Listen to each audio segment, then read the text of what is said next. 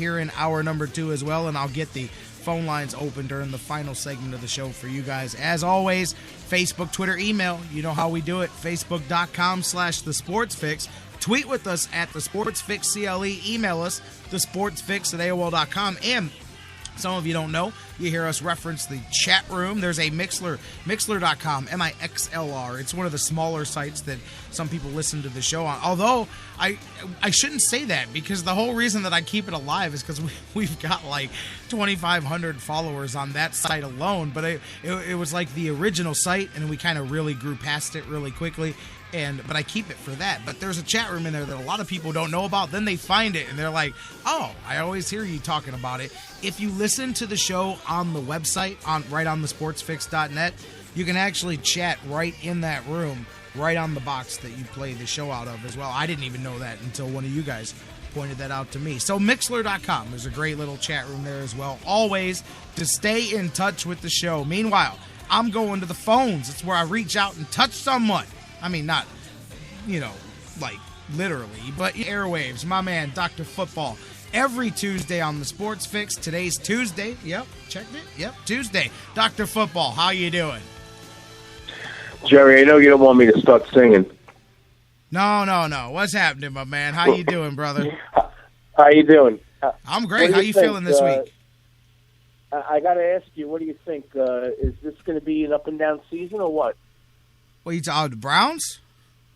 Everything. Of course it is. Absolutely, man. Of course it is. I mean, the most topsy-turvy NFL season I've been privileged or. Oh, you mean in general? Yeah. In general. In quite a while. I said at the beginning of the show, I said if this season is really the NFL, and I'm not necessarily saying it's a good thing because it's artificial in some ways, but boy, they really do have what they've been aiming for a long time. And I'm not saying there's anything wrong with any given Sunday. I kind of like that, man. I mean, it really does. But there's not the delineation between as many levels of teams anymore. I mean, you've got, as I said at the beginning, the cream will separate. The best teams will rise at the end of this whole thing. But there's not a whole lot of separation amongst the rank and file. Yeah, no, it's very true. And, when somebody says to me, I don't see where there are dominating teams anymore, I said there aren't any more dominating teams. The teams don't get hot until the last 5 games of the regular season, or in some cases even the playoffs. So somebody who's 3-4 right now can be, 11-5 at the end of the season. Yeah, and it's not even just looking at it from the whole season, because so many people do that, and you look at it under the perspective of an entire season. John McMullen says it best. We talk about this every week, that it really is a week-to-week matchup. I mean, and you see it every week. Some teams, I say this all the time, you could have, and I'm not saying this because the Browns played in a winless team this week, but you can have an undefeated team who has really small wide receivers and a winless team who has really fast, big cornerbacks who can rough those guys up. And what I'm saying is if the matchups work, then it doesn't matter. And that's really what the NFL's become week to week, which teams match up in certain areas better. I mean, that's the one place that Jackson placed to lean off of the other day with the Browns, was being so strong defensively up front. And I was joking yesterday that when the players, when the coaches, when even guys like me say things like, well, here's the things you got to worry about the Jacksonville, stupid. Like, well, what are you talking about? That the Browns should roll these guys. And I'm like, no, the Browns should win. But there's a reason that this is an NFL team, but the minute you say that, people don't want to hear that. So it is what it is. But anyways, from a week-to-week basis, as we're seeing, whether it's the Rams and the Seahawks, I mean, use the Seahawks as an example. After 1 or 2 weeks, the Seahawks were right their ticket to the still got the World Series on my brain. Right their ticket to the Super Bowl. They're going to repeat, even though nobody ever does that anymore. They're going to do it. Look, they look better than they did last year. Now they're still, at the end of the season, they're going to be there. They're going to be just fine. They're a great team, but right now they're 3-3, and they just got upset by a team that, if you went by the schedule game, they should have blown out of the water. Yeah, very true. And, you look now and you see at least 2 to 3 games a week that break down that way. That the improbable and the impossible happen, and the team that's supposed to lose comes up with a win, and the team that's supposed to win walks away looking like they didn't eat their Wheaties. I mean, seriously. And let's talk about, since we're talking about the Browns, since we're on that, we'll just stay on that here. Looking at the other day, obviously, I don't want to rip the scab off too much, but we're only a day deep into it. And I'm going to bring up something Mike Pettin said. I haven't talked about this on the show yet, but, obviously, right after the game, emotions are running high. I like to hear as well what Coach says the next day. And I really liked, because yesterday, my big thing was, okay, we'll talk about it and then let's move on. And you do that. But I like how he said that. He said, hey, and I was joking. He said, the Steelers game, we put it in a box, we put it on the shelf. This one, we put it in a box, we buried it in the backyard. He says, we move on quickly, but I cannot let these guys ignore it. It can't be gloss it over and move on just because we're disappointed. It's only okay to move on if we know what went wrong, know how to actually fix it, and then move forward. And I like that, because the easy thing to do is, oh, man, that sucked. All right, let's move on to the next week. And as fans or as media, you can do that. But you really do have to make sure, if you're the coaching staff, that you don't move on too quickly. But you don't linger, but you don't just go, okay, that was just a bad week. You better figure out what you did wrong and how to do it right this week. Yeah, no question, because, the more you have these showings that are poor, the more you telegraph to your future opponents where your weaknesses are and how easily those weaknesses can be exposed. Yeah, and that'll definitely be coming, too. I mean, Hoyer, Pettin, those guys talked about how obviously a lot of teams are going to look at the Jacksonville tape here. But Brian Hoyer did bring up a good point. He said it's not like they did anything different that other teams didn't do. They have a better front seven, and that's why they were more effective. He said, so other teams can copy what Jacksonville did, but the teams that don't have as effective of an up-front group of guys, they're not going to be able to necessarily do the same things, even if they copy the tape. And that's true as well, too. I believe that there's a reason that the Browns I'm not even talking about wins and losses. There's a reason that the rushing attack had done what it's done so far.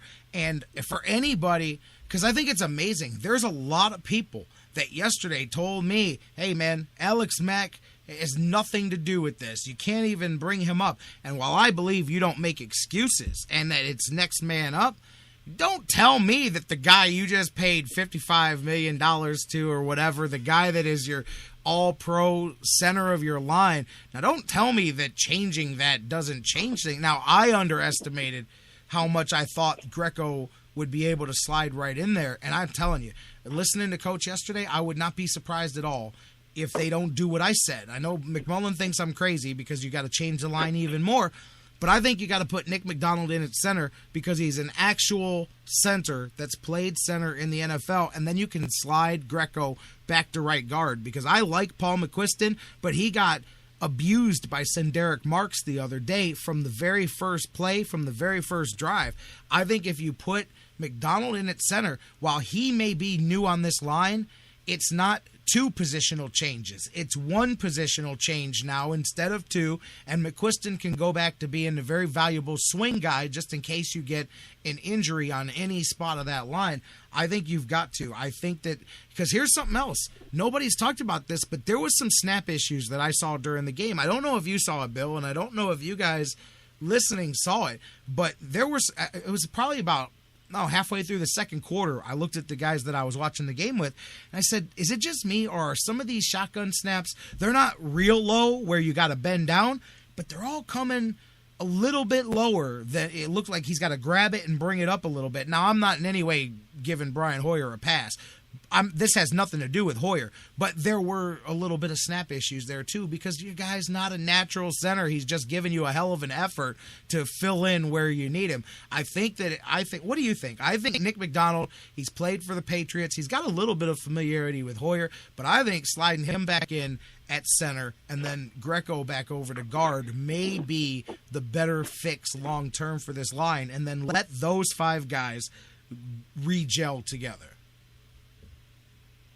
Well, there's a lot to what you're saying, Jerry. I would much rather have a positive physical center, a guy who's played center, than a guy who's giving you a Herculean effort. And right. I did see some of those bad snaps. And I won't call them go out. Let me pull that back. I won't say they were bad snaps. I agree with you, they were a little low, and that probably made Hoyer work a little extra hard for a few seconds to make sure he brings the ball up and into position.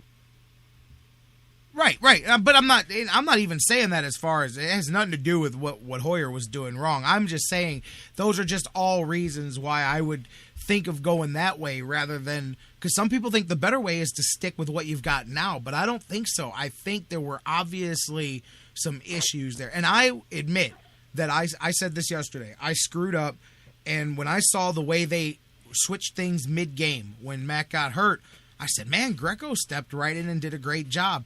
But I think, underestimated, and I think we all did, not just what the difference is once teams game plan for the change on the offensive line, but I'm thinking if I'm John Greco, it's one thing for coach to go, hey, John, can you handle this? Go snap for us. Okay, coach, I got it. Boom, I went in the game. I didn't have time to think about it.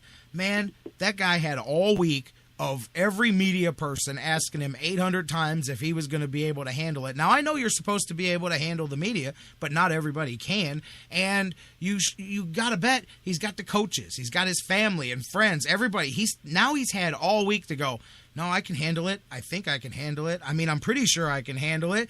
That's a difference. And then you're getting the live bullets flying under you. That, I think, is part of it. That's why but it's not just one guy. But for anybody now to minimize the loss of Alex Mack and say, well, that should have been no big deal, you're ridiculous in your own right. Yeah, and that's going to be telling now for the rest of the season, because what you do now with substitutions and replacements on the offensive line is how your offense is going to go. And, it's great that Hoyer, came out and said he took responsibility yesterday for the loss for the offense. But let's face it, the senior amount of responsibility, the most amount of responsibility for this game rests on the coach's shoulders, because the coach is a guy that has to push the right buttons and make the right changes.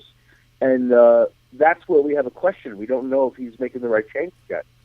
Yeah, Dan Wismar brought up that yesterday, and Dan and I are both big Mike Pettin guys. I like Mike Pettin. I think he's going to grow into a good head coach here for the Browns. But I think Sunday was the first time this season, and I'm glad that it took 7 weeks to get there, where he did look like a rookie head coach. He made mistakes. He made some bad coaching decisions, some bad play calls during the game.